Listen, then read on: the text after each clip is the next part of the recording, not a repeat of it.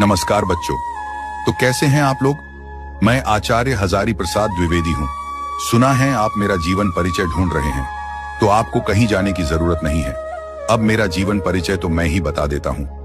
तो बच्चों, मेरा जन्म श्रावण शुक्ल पक्ष एकादशी 19 अगस्त 1907 ईस्वी को बलिया जिले के दुबे का छपरा ओझवलिया गांव के एक प्रतिष्ठित सरयू पारी ब्राह्मण कुल में हुआ था।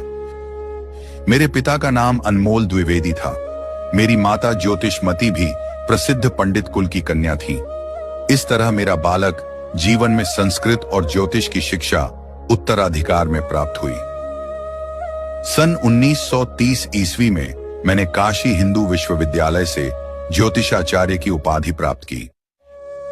मेरी प्रतिभा का विशेष स्फुरण कवि गुरु रवींद्रनाथ की विश्वविख्यात संस्था शांति निकेतन में हुआ, जहां मैं सन 1940 ईस्वी से 1950 ईस्वी तक हिंदी भवन के निदेशक के रूप में रहा।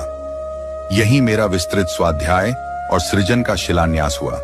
सन 1949 ईस्वी में लखनऊ विश्वविद्यालय ने मुझे डीजियो लिटजीरो की उपाधि से सम्मानित किया। सन 1950 ईस्वी में मैं काशी हिंदू विश्वविद्यालय के हिंदी विभाग के प्रोफेसर और अध्यक्ष नियुक्त हुआ। सन 1957 ईस्वी में मुझे पद्म भूषण की उपाधि से विभूषित किया गया। सन 1958 ईस्वी में मैं राष्ट्रीय ग्रंथ न्यास के सदस्य बना। मैं कई वर्षों तक काशी नागरी प्रचारिणी सभा के उपसभापति, खोज विभाग के निर्देशक तथा नागरी प्रचारिणी पत्रिका के संपादक रहा। इसके बाद सन 1960 ईस्वी से 1966 ईस्वी तक मैं पंजाब विश्वविद्यालय चंडीगढ़ में हिंदी विभाग के प्रोफेसर और अध्यक्ष रहा।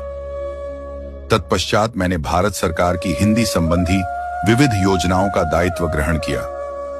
लेकिन 18 मई 1979 ईस्वी को मेरा निधन हो गया।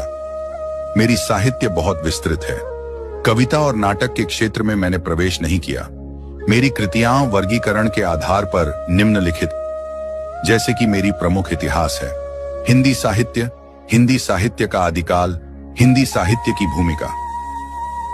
मेरी प्रमुख निबंध संग्रह है अशोक के फूल, कुटज, विचार प्रवाह, विचार और वितर्क, कल्पलता, आलोक पर्व।